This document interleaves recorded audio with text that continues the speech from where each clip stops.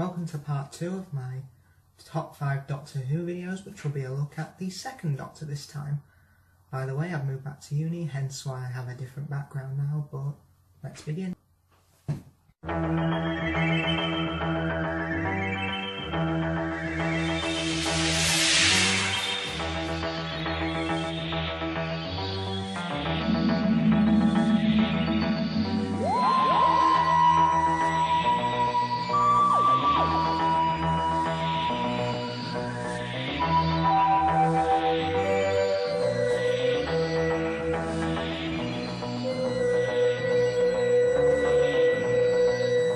The second Doctor was played by Patrick Troughton from 1966 to 1969 and lasted from seasons 4, 5 and 6.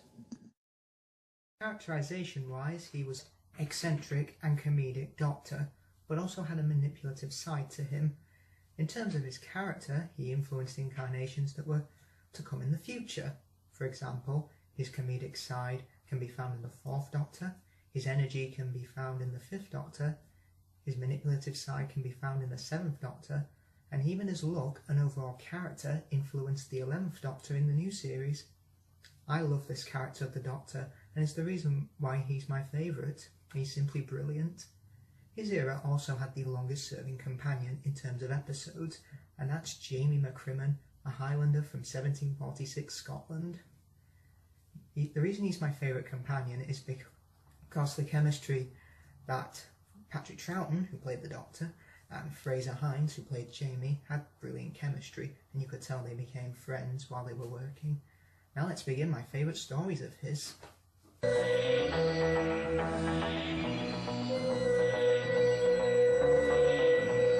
Number 5. The Invasion. This story involves the Cybermen attempting to take over the world with the help of businessman Tobias Vaughan of International Electromatics. He sold thousands of electronic devices which will paralyse the world when the Cybermen send a signal to Earth and then invade. This was the first story with UNIT, which stands for United Nations Intelligence Task Force, which was set up by Brigadier Lethbridge Stewart, what I'll talk about later on, to deal with alien threats that threaten the Earth. This story also set the template for the 3rd Doctor era, in which stories that were mostly set on Earth, but we'll get to him soon. The reason I love this story is due to its scale. It's 8 episodes long, but it could easily be a movie. And in fact, the Cybermen don't appear in this until the end of part 4, but the first episodes are almost like a spy thriller. Then it becomes an alien invasion story. Not to mention, it also has one of the best and most iconic cliffhangers in Doctor Who history, and this is when the Cybermen walk out of St. Paul's Cathedral and attempt to conquer the world. It's awesome. Episodes 1 and 4 are sadly missing, but they have been animated for the DVD release. With a huge action-packed script, I have to include this as one of my faves.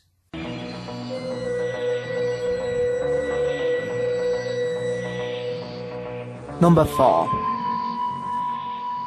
The Power of the Daleks. The story is special in the show's history due to it being Troughton's first story. With that in mind, Patrick Troughton had a hard job due to there only being 1 Doctor back in 1966. Or 2 if you count the Peter Cushing version, in which he played an alternative version of the Doctor in 2 Dalek movies. But I'll talk about them sometime in the future. He had a hard job because had it not worked, there'd have been no Doctor Who today. What? I know, shocking. But what also makes this story special to me is the Daleks, as they pretend to be friendly to a group of colonists on the planet Vulcan. They act benevolent and pretend to be their servants, and it shows them at their most manipulative, patient and intelligent. Not to mention, Patrick Troughton just owns the role like that. He instantly becomes the Doctor as soon as he gets up off the floor after regenerating. Now sadly, all 6 episodes for this are missing from the BBC, but last year they were all animated for a DVD release, and I'm extremely thankful for that, and hopefully it'll lead to more. With a confident script, a fresh new Doctor, and the Daleks at their most intelligent, this story kick-started my favourite Doctor brilliantly.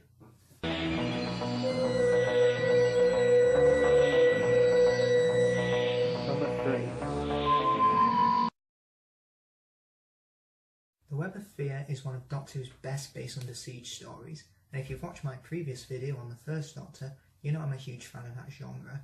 This story has suspense, an exciting pace, and superb direction from who I consider to be the best Doctor Who director ever, Douglas Camfield. This story involves an entity known as the Great Intelligence bringing robot Yeti into the London Underground in order to trap the Doctor and drain his mind as revenge for defeating him years ago in Tibet in 1935. The set design for the London Underground, in which the story is set in, is brilliant. In fact, it was so convincing that the Underground actually thought they filmed down there without their permission. Yep, silly to believe, but I know. Another noteworthy thing is the introduction of Colonel Lethbridge Stewart, later the Brigadier, who will go on to become a prominent supporting character in the 70s and would appear with every Doctor in Classic Who, bar the Sixth Doctor, and even appearing in the Sarah Jane Adventures, but he never appeared in the new show, which I find to be a huge crime and a huge missed opportunity. Nicholas Courtney, who played the Colonel, later Brigadier, sadly passed away in 2011, but he'll never be forgotten by fans. Episodes 2, 4, 5 and 6 were actually found in October 2013, after episode 1 was the only surviving episode for years, and after being unable to see it because I used to have the audio soundtrack but now I've got the DVD, this story didn't disappoint at all once fans could finally see it. Episode 3 is still missing sadly, but you can buy it on DVD. Now this is easily one of my faves from the Second Doctor due to its excellent direction, tense atmosphere and suspenseful storytelling.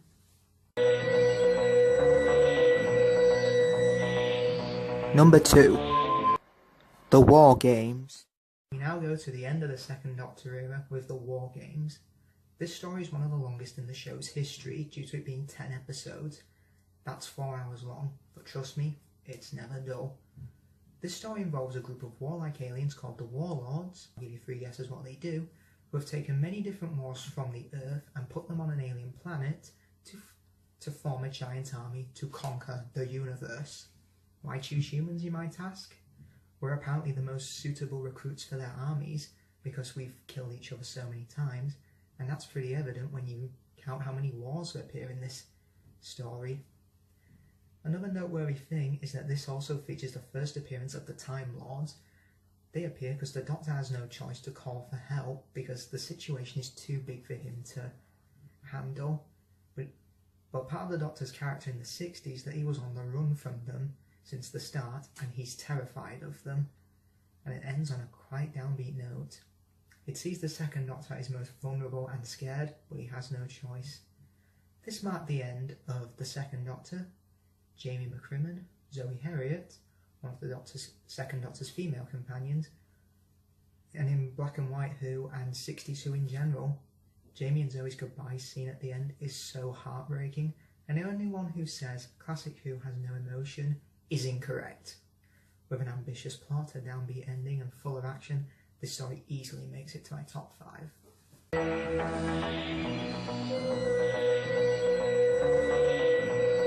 Number 1. The Tomb of the Cybermen.